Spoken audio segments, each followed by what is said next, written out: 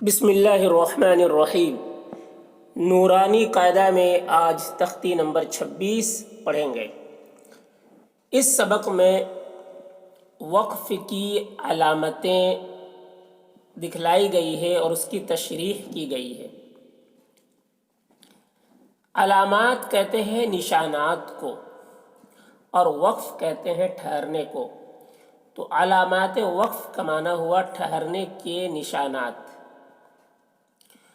آپ ادھر دیکھ رہے ہوں گے، ادھر نشانات ہیں اور اسی نشان کی تشریح ادھر کی گئی ہے۔ تو یہ جو علامتیں ہیں، یہ ساری علامتیں قرآن شریف جب آپ پڑھیں گے تو یہ علامتیں آپ کو ملیں گی۔ تو کس علامت میں ٹھہرنا ہے اور کس علامت میں نہ ٹھہرنا ہے، اس کی تشریح کی گئی ہے، اس کے بارے میں بتایا گیا ہے اس سبق میں۔ اور ان ساری علامتوں کی تھوڑی سی مشق بھی کرائی گئی ہے اس کے بعد والے سبق میں۔ تو وہاں پر اس کے بعد جب سبق پڑھیں گے تو وہاں پر آپ دیکھیے گا کہ ان ساری علامتوں کی مشق وہاں پر ہے۔ تو چلیے آج کا سبق شروع کرتے ہیں۔ دیکھیے تختی نمبر 26، علامات وقف۔ وقف کے معنی ٹھہرنا، یعنی قرآن پاک پڑھتے پڑھتے کس طرح اور کہاں ٹھہرے کہاں نہ ٹھہرے، اس کے لیے نیچے لکھی ہوئی علامات قرآن مجید میں جگہ جگہ بنی ہوئی ہیں۔ دیکھیے علامات، آیت، اس علامت کو آیت کہتے ہیں، یہاں ٹھہرنا چاہیے۔ دیکھیے یہ جو علامت ہے اس علامت کو آیت کہتے ہیں، یہاں ٹھہرنا چاہیے۔ قرآن شریف میں یہ علامت آپ کو بہت کثرت سے ملے گی، بہت کثرت سے، سب سے زیادہ علامتیں یہی ہے، اس کو آیت کہتے ہیں۔ اس میں نمبر بھی آپ کو لگا ہوا ملے گا، 1 2 3 4 اس طریقے سے۔ اور یہ جو نمبر ہوتی ہے، اس میں جو نمبر جو لگا ہوا ہوتا ہے وہ سورہ کے اعتبار سے ہوتا ہے، یعنی جہاں جو سورہ شروع ہوتی ہے تو اس اعتبار سے وہاں پر 1 نمبر، پھر 2 نمبر، دوسری آیت میں 2 نمبر، 3 نمبر، اس طریقے سے لگا ہوا ہوتا ہے۔ تو اس علامت کو آیت کہتے ہیں، یہاں ٹھہرنا چاہیے۔ اس کو ادھر دیکھیے، مع، یہ معانقہ کی علامت ہے۔ 2 جگہ 3 نقطے لکھے ہوتے ہیں، ان میں سے ایک جگہ ٹھہرے اور ایک جگہ ملا کر پڑھے۔ دیکھیے یہ جو 3 نقطے ہیں دیکھ رہے آپ، یہ کہیں پر بھی ہوگا تو 2 جگہ ہوگا، ایک جگہ میں نہیں ہوگا، 2 جگہ میں ہوگا۔ اور یہ اس کے سائیڈ میں آپ کو یہ مع لکھا ہوا ملے گا اور کہیں پر معانقہ لکھا ہوا ملے گا۔ تو مع جہاں پر لکھا رہتا ہے وہاں پر اس کے مع کے آگے میں لکھا رہتا ہے عند المتقدمین، اور جہاں پر معانقہ لکھا رہتا ہے اس کے آگے لکھا رہتا ہے عند المتأخرین، یہ لکھا رہتا ہے۔ تو مع کا معنی ہو یا معانقہ، دونوں کے معنی ہے، دونوں مع یا معانقہ اس کے معنی ہوتے ہیں گلا ملنے کے ہوتے ہیں۔ تو متقدمین مطلب پہلے کے لوگوں کے نزدیک معانقہ ہے یہاں پر، اب متأخرین کے نزدیک، عند المتأخرین کا مطلب بعد کے لوگوں کے نزدیک یہاں پر معانقہ ہے۔ تو معانقہ کا مطلب یہ ہے کہ 2 جگہ یہ علامتیں بنی ہوتی ہے تو ان میں سے کسی ایک جگہ ٹھہرنا ہے، ایک جگہ ملا کر پڑھنا ہے، ٹھیک ہے، یہ ہے۔ آگے دیکھیے نمبر یہ 5، یہ جو علامت ہے 5، یہ آیت کوفی ہے، مثل آیت کے حکم میں ہے۔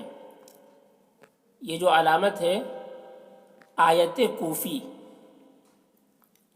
مثل آیت کے حکم میں، اس کو آیت کوفی کہتے ہیں، اور یہ بھی اسی علامت کے حکم میں ہے، یعنی یہاں پر ٹھہرتے ہیں تو اس 5 جہاں پر بنا رہے گا وہاں پر بھی ٹھہرنا ہے۔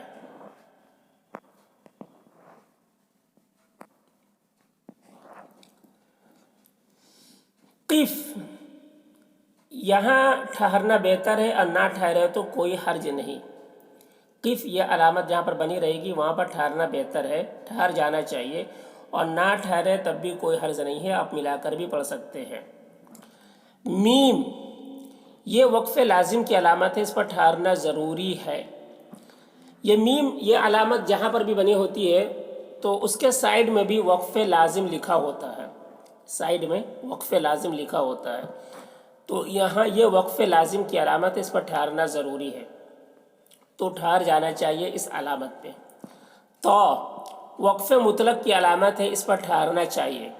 یہ تا چھوٹا سا یہ بھی بنا رہتا ہے آیت کے بیچ میں، تو وہاں پر بھی ٹھہر جانا چاہیے، وقف مطلق کی علامت ہے، یہاں پر ٹھہر جانا چاہیے۔ سل، یہاں بھی ٹھہر سکتے ہیں مگر نہ ٹھہرنا بہتر ہے۔ سل یہ علامت بھی بنی ہوتی ہے تو یہاں بھی ٹھہر سکتے ہیں مگر نہ ٹھہرنا بہتر ہے، ملا کر پڑھیں۔ سلے یہاں ملا کر پڑھنا چاہیے، یہ علامت جہاں پر بھی بنی ہو وہاں پر ملا کر پڑھنا چاہیے۔ جیم، وقف جائز کی علامت ہے، یہاں ٹھہرنا بہتر ہے اور نہ ٹھہرنا بھی جائز ہے۔ جہاں پر جیم یہ علامت بنی ہو تو وہاں پر ٹھہرنا بہتر ہے، ٹھہر جانا چاہیے، اور اگر نہیں ٹھہرے تب بھی جائز ہے۔ زا، یہاں ٹھہر سکتے ہیں مگر نہ ٹھہرنا بہتر ہے۔ زا یہ علامت جہاں پر بنی ہو وہاں پر ٹھہر سکتے ہیں لیکن نہ ٹھہرنا یہ بہتر ہے۔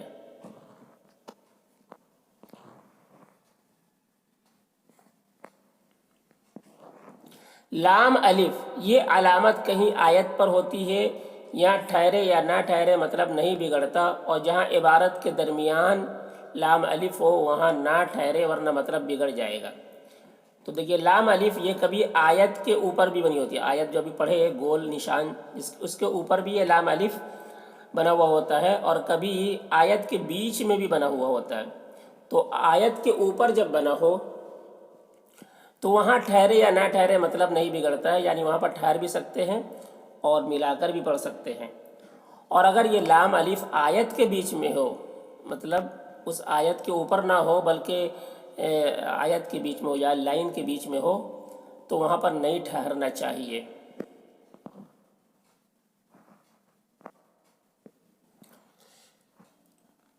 صاد، یہاں ملا کر پڑھنا چاہیے لیکن اگر کوئی تھک کر ٹھہر جائے تو رخصت ہے۔ صاد یہ علامت جہاں پر بنی ہو وہاں پر ملا کر پڑھنا چاہیے، لیکن اگر لمبی آیت ہے اور سانس نہیں پہنچ رہی ہے تو ٹھہر سکتے ہیں، رخصت ہے۔ قاف، یہاں ٹھہرنے میں کوئی حرج نہیں ہے، یہاں پر قاف بنا ہو وہاں پر ٹھہر سکتے ہیں، کوئی حرج نہیں ہے۔ کاف، مطلب یہ ہے کہ پچھلی آیت میں جو علامت آ چکی ہے وہی یہاں بھی ہے۔ جہاں پر کاف علامت بنی ہو تو اس کا مطلب یہ ہوتا ہے کہ اوپر اس سے پہلے، اس کاف سے پہلے اوپر میں کون سی علامت آئی ہے؟ اگر قاف والی علامت آئی ہے تو سمجھ لو کہ یہاں پر بھی قافی والی علامت سمجھی جائے گی۔ اگر اوپر صاد والی علامت آئی ہے تو یہاں پر بھی یہی سمجھا جائے گا کہ صاد والی علامت ہے یہاں پر، تو اسی پر عمل کیا جائے گا۔ تو اوپر جو علامت ہوگی وہی علامت پر عمل کیا جائے گا جہاں پر کاف بنا ہو، ٹھیک ہے۔ سین یا سکتہ، یہ تھوڑی دیر آواز بند کرے مگر سانس نہ ٹوٹنے پائے۔ یہ سین یا سکتہ، زیادہ تر سکتہ ہی لکھا ہوتا ہے، تو یہ علامت جہاں پر بھی ہو تو وہاں پر آواز صرف بند کرنا ہے، سانس نہیں ٹوٹنا چاہیے، سانس نہیں ٹوٹنا چاہیے، صرف آواز کو تھوڑی دیر کے لیے بند کرنا ہے، پھر آگے پڑھنا ہے، ٹھیک ہے۔ اور آواز کو روکیں گے بھی تو اسی طریقے سے جس طریقے سے وقف کرنے کا جو طریقہ ہے، وقف کرنے کا طریقہ ہے اسی طریقے کے مطابق وہاں پر وقف کریں گے لیکن سانس نہیں توڑیں گے، اس کے بعد آگے پڑھنے لگیں گے، تو اسے سکتہ کہتے ہیں۔ وقفہ، یہاں سکتہ کی نسبت زیادہ دیر آواز بند کرے اور سانس بھی نہ توڑے، تو یہ وقفہ جو ہے یہ بھی سکتہ کی طرح ہے، یہاں پر تھوڑی زیادہ دیر تک خاموش رہنا ہے لیکن سانس نہیں توڑنا ہے، اور جب سکتہ کریں گے وہاں پر تو وقف کرنے کا جو طریقہ ہے اس طریقے کے مطابق کرنا ہے۔ مطلب یہ ہے کہ اگر زبر ہے وہاں پر تو جب وقف کرتے ہیں تو زبر سکون سے بدل جاتا ہے، تو وہاں پر سکون سے بدل کر ہی وقف کرنا ہے، اس کے بعد آگے پڑھنا ہے۔ جہاں کئی علامات ہو تو اوپر والی پر عمل بہتر ہے، ٹھیک ہے۔ اب یہ بھی دیکھیں گے قرآن شریف میں بعض جگہ دیکھیں گے، بہت جگہ دیکھیں گے کہ ایک ہی جگہ کئی علامتیں ہوتی ہیں، کاف بھی ہے، صاد بھی ہے، زا بھی ہے، کئی علامتیں، 2-3 علامتیں ایک ساتھ ہوتی ہیں، تو وہاں پر سب سے اوپر جو علامت ہوگی اس پر عمل کیا جائے گا، اس کو دیکھا جائے گا، باقی جو نیچے کی علامتیں ہیں اس کو نہیں دیکھا جائے گا۔ نمبر 2، آیت کے بیچ میں اگر سانس ٹوٹے تو اس کلمہ کے آخری حرف کو ساکن کر کے سانس توڑے، پھر کچھ پیچھے سے لوٹا کر پڑھیں۔ آیت کے بیچ میں اگر سانس ٹوٹے تو اس کلمہ کے آخری حرف کو ساکن کر کے سانس توڑے، پھر کچھ پیچھے سے لوٹا کر پڑھیں۔ یہ طریقہ بتایا گیا ہے کہ اگر آپ کسی علامت پر نہیں ٹھہر رہے ہیں بلکہ علامت کے علاوہ آپ کہیں پر بھی ٹھہر جا رہے ہیں، سانس آپ کی نہیں پہنچ رہی ہے، اور کہیں پر بیچ میں اگر آپ ٹھہر رہے ہیں تو وقف کرنے کا جو طریقہ ہے اس طریقے کے مطابق ٹھہرنا ہے۔ یعنی 2 زبر ہے تو 1 زبر کے ساتھ الف پڑھا جاتا ہے وقف کی صورت میں، زبر زیر پیش ہے تو جزم سے بدل کر وقف کیا جاتا ہے۔ تو یہ جو طریقہ ہے، گولتا ہے تو ہائے ساکنہ سے بدل کر وقف کیا جاتا ہے۔ تو یہ جو طریقہ ہے تو اس طریقے کے مطابق وقف کرنا ہے، اس کے بعد پیچھے سے 1-2 ورڈ پیچھے سے پھر ملا کر پڑھنا ہے۔ تو یہ طریقہ بتایا گیا ہے۔ امید ہے کہ یہ سبق کو آپ اچھے طریقے سے سمجھ لیے ہوں گے۔